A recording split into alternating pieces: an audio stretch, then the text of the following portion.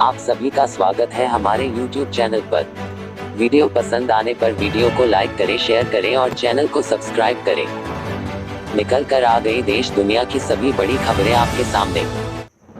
पूर्वी लद्दाख में अगर चीन ने की हिमाकत तो उसकी खैर नहीं। रेजांगला से लेकर राकिनला तक सेना ने ली रणनीतिक बढ़त। India China face of. पूर्वी लद्दाख में जारी तनाव के बीच भारतीय सेना ने पैंगोंग त्सो के आसपास के इलाकों में रणनीतिक लिहाज से अहम चोटियों पर अपना दबदबा बढ़ा लिया है।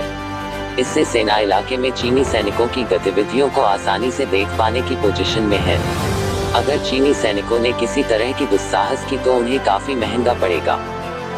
पूर्वी लद्दाख में पैंगोंग त्सो इलाके के आसपास में चीनी ठिकानों पर नजर रखने की स्थिति में सेना ने पैंगोंग झील के आसपास की चोटियों और सामरिक महत्व वाले स्थानों पर मजबूत की स्थिति। पैंगोंग झील के उत्तरी किनारे पर फिंगर 4 से 8 तक है चीनी सेना पीपल्स लिबरेशन आर्मी की मौजूदगी। भारतीय सेना ने पूर्वी लद्दाख में पैंगोंग त्सो इलाके के आसपास चीनी ठिकानों पर नजर रखने के लिहाज से कई महत्वपूर्ण चोटियों पर अपना दबदबा बढ़ा लिया है।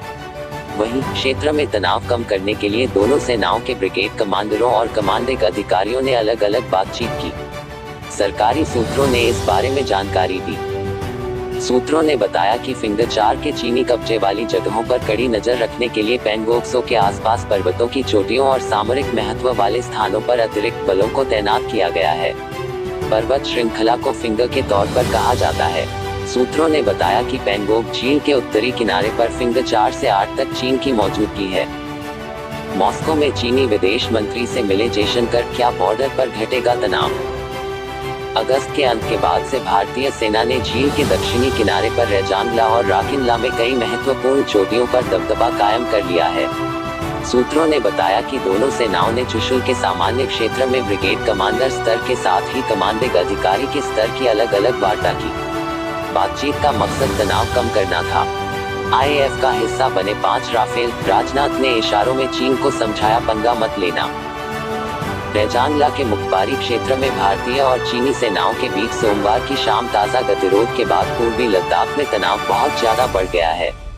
भारतीय सेना ने मंगलवार को कहा कि चीनी सेना ने पूर्वी लद्दाख में पिछली शाम को पैंगोंग झील के दक्षिणी किनारे के पास भारतीय सैनिकों की तैनाती की जगह के नजदीक जाने की कोशिश की और हवा में गोलियां चलाईं। करीब 45 साल के बाद वास्तविक नियंत्रण रेखा पर गोलियां चली। आज की एक और बड़ी खबर निकल कर आ रही है, आपके सामने देखते रहे लगातार। गलत भाषा के लिए कंगना रनौत के खिलाफ केस। सोशल मीडिया पर छाया तू बनाम हरा घोर। शिवसेना वीएस कंगना राणावत। उद्धव ठाकरे के खिलाफ गलत भाषा को लेकर बॉलीवुड अभिनेत्री कंगना रनौत के खिलाफ केस दर्ज होने के बाद तमाम ट्विटर यूजर्स ने अभिनेत्रा का समर्थन किया है। कुछ ने तो केस दर्ज होने को हास्यास्पद करार दिया है। संजय राउत बनाम कंगना रनौत की जुबानी जंग इस हद तक पहुंची कि अभिनेत्री का दफ्तर टूट गया। कंगना ने चुनौती दी थी कि जो उखाड़ना हो उखाड़ लो। दफ्तर तोड़े जाने के बाद सामना में लिखा उखाड़ दिया। भड़की कंगना ने उद्धव ठाकरे के लिए दो तड़ाक भाषा में ट्वीट किया तो उनके खिलाफ केस दर्ज। अब सोशल मीडिया पर लोग कंगना के समर्थन में आ रहे हैं और उनके खिलाफ केस को हास्यास्पद बता रहे हैं। पिछले कुछ दिनों से शिवसेना नेता संजय राउत और अभिनेत्री कंगना रनौत के बीच छिड़ी जुबानी जंग इस हद तक पहुंच गई कि बॉलीवुड क्वीन के दफ्तर पर बीएमसी का बुलडोजर चल गया। शिवसेना कहती रही कि बीएमसी की कार्रवाई का हालिया तीखी जुबानी जंग से कोई लेना देना नहीं, लेकिन सामना में उखाड़ दिया हेडिंग से बुलडोजर वाली खबर सारी कहानी खुद ही बयां कर रही है। भड़की कंगना ने सीधे मुख्यमंत्री उद्धव ठाकरे के लिए दो तड़ाक का इस्तेमाल करते हुए हमला बोला और उनकी बिसात वंशवाद के नमूने भड़की करार दिया। इस पर उनके खिलाफ केस भी दर्ज हो गया। अब सोशल मीडिया पर भी संग्राम छिड़ा हुआ है। आज की एक और बड़ी खबर निकल कर आ रही है, आपके सामने देखते रहे लगातार। आज के मुख्य ताज़ा समाचार। जमीन के मुआवजे के लिए 87 साल के बुजुर्ग को 50 साल तक लगवाए चक्कर। एक बुजुर्ग पिछले 50 साल से जमीन के मुआवजे के लिए चक्कर लगा रहे हैं। पंजाब में रक्षा कामों के लिए 1970 में उनकी जमीन अधिग्रहित की गई थी। दिल्ली हाई कोर्ट ने इसे गंभीरता से लिया। जमीन के मुआवजे के लिए एक बुजुर्ग को 50 साल तक चक्कर काटने पड़े। हाई कोर्ट ने केंद्र और रक्षा संपदा निदेशालय को जारी किया नोटिस। 4 हफ्ते के भीतर बुजुर्ग के मुआवजा जारी करने का आदेश।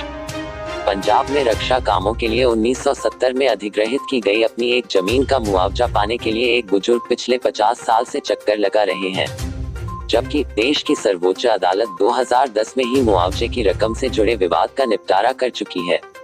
बावजूद इसके 87 साल की उम्र में भी एक बुजुर्ग को अपने अधिकार के लिए कभी संबंधित विभागों के तो कभी अदालत के चक्कर लगाने के लिए मजबूर होना पड़ा। दिल्ली हाई कोर्ट ने इसे गंभीरता से लिया। हाई कोर्ट ने केंद्र और रक्षा संपदा निदेशालय को यह निर्देश तो दिया ही कि वे 4 हफ्तों के भीतर बुजुर्ग को उनके मुआवजे का भुगतान कर दे। साथ ही निदेशालय पर 1 लाख रुपए का जुर्माना भी लगाया, जिसने महज मंजूरियों के आधार पर इतने सालों से बुजुर्ग को इनके कानूनी हक से वंचित रखा हुआ है।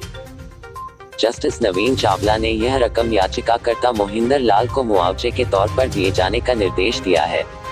उन्होंने कहा कि याचिकाकर्ता की जमीन 1970 में अधिग्रहित की गई थी। सुप्रीम कोर्ट ने 26 अक्टूबर 2010 में याचिकाकर्ता के लिए मुआवजे की रकम तय कर दी।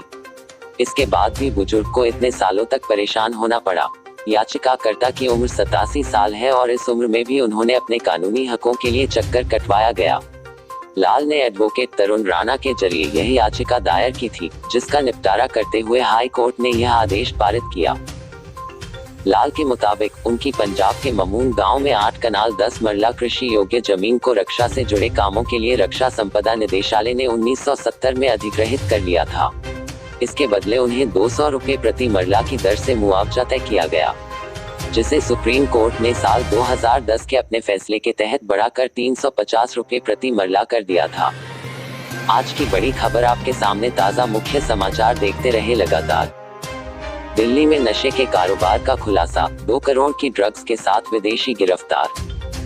दिल्ली में 2 करोड़ की ड्रग्स के साथ एक विदेशी ड्रग तस्कर को गिरफ्तार किया गया है। आरोपी अफ्रीका का नागरिक बताया जा रहा है। बिजनेस वीजा पर आरोपी भारत आया था। दिल्ली में 2 करोड़ की ड्रग्स के साथ विदेशी नागरिक गिरफ्तार। बिजनेस वीजा पर भारत आया था अफ्रीकी मूल का आरोपी। जॉब की तलाश में भारत आया था आरोपी दमन। मोहन गार्डन इलाके में ड्रग तस्करी मामले में अफ्रीकी मूल के नागरिक को गिरफ्तार किया गया है। वह बिजनेस वीजा पर आया था। उसके पास से बढ़िया क्वालिटी का 1.4 किलो एम्फेटामाइन ड्रग्स भी बरामद हुआ है। इसकी कीमत 2 करोड़ रुपए बताई जा रही है। डीसीपी संतोष कुमार मीना के अनुसार गिरफ्तार तस्कर का नाम दमन है, जो अफ्रीका का निवासी है।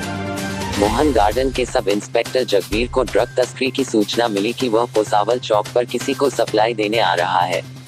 इस सूचना के आधार पर पुलिस टीम ने तस्कर को श्याम वाटिका के पास ट्रैप लगाया और आरोपी रे वहां पहुंचते ही पकड़ लिया।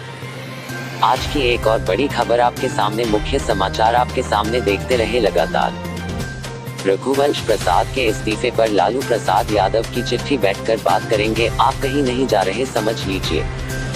रघुवंश प्रसाद न्यूज। राष्ट्रीय जनता दल के संस्थापक सदस्य रहे रघुवंश प्रसाद ने पार्टी से इस्तीफा दे दिया है। एम्स में इलाज करा रहे रघुवंश प्रसाद ने एक कागज पर महज 1.5 लाइन में लिखकर अपना इस्तीफा रांची में सजा काट रहे पार्टी के राष्ट्रीय अध्यक्ष लालू प्रसाद यादव को भेजा था। इस इस्तीफे के बाद लालू प्रसाद यादव ने भी रघुवंश प्रसाद को चिट्ठी लिखी है। लालू के खास रहे रघुवंश प्रसाद ने छोड़ी आरजेडी, 2 लाइन का इस्तीफा हुआ वायरल। पटना। आरजेडी के संस्थापक सदस्य रहे रघुवंश प्रसाद सिंह के इस्तीफे के बाद सजायाफ्ता लालू प्रसाद यादव ने अस्पताल से ही उन्हीं के अंदाज में एक पत्र लिखा है। आरजेडी सुप्रीमो लालू प्रसाद यादव ने पत्र में लिखा है, प्रिय रघुवंश बाबू, आपके द्वारा कथित तौर पर लिखी एक चिट्ठी मीडिया में चलाई जा रही है, मुझे तो विश्वास ही नहीं होता। आज की एक और बड़ी खबर आपके सामने देखते रहे लगातार। अब पश्चिम बंगाल में रिया चक्रवर्ती को लेकर गर्म हुई राजनीति। टीएमसी सीपीआईएम ने बीजेपी को घेरा। रिया चक्रवर्ती को कथित रूप से निशाना बनाए जाने को लेकर पश्चिम बंगाल में राजनीतिक पार्टियां बीजेपी पर हमलावर हैं। पार्टियों ने आरोप लगाया कि बीजेपी बंगालियों को निशाना बनाती है। पश्चिम बंगाल में रिया चक्रवर्ती को लेकर राजनीति हुई तेज। टीएमसी और सीपीआईएम ने बीजेपी पर साधा निशाना। बंगालियों को निशाना बनाने का लगाया आरोप। कोलकाता। पश्चिम बंगाल में राजनीतिक दलों ने गुरुवार को बंगाली उपराष्ट्रवाद का आह्वान करते हुए कहा कि अभिनेत्री रिया चक्रवर्ती के खिलाफ अभियान ने इस बात को साबित कर दिया है कि बीजेपी बंगालियों को आसान निशाना बनाती है। अगले साल होने वाले पश्चिम बंगाल विधानसभा चुनाव से पहले बंगाली उपराष्ट्रवाद का मुद्दा भी धीरे धीरे उभर रहा है। सत्तारूढ़ तृणमूल कांग्रेस और विपक्षी कांग्रेस तथा मार्क्सवादी कम्युनिस्ट पार्टी माकपा ने अपने तीखे राजनीतिक मतभेदों के बावजूद इस मामले में एक स्वर में बीजेपी की निंदा की। इन दलों ने आरोप लगाया कि बीजेपी ने साल के अंत में प्रस्तावित बिहार विधानसभा चुनाव के मद्देनजर एक बंगाली महिला को आसान निशाना बनाकर फायदा उठाने की कोशिश की है। दोस्तों, आज का कार्यक्रम हमारा यही समाप्त होता है और पसंद आने पर वीडियो को लाइक करें, शेयर करें और चैनल को सब्सक्राइब कर लें। धन्यवाद।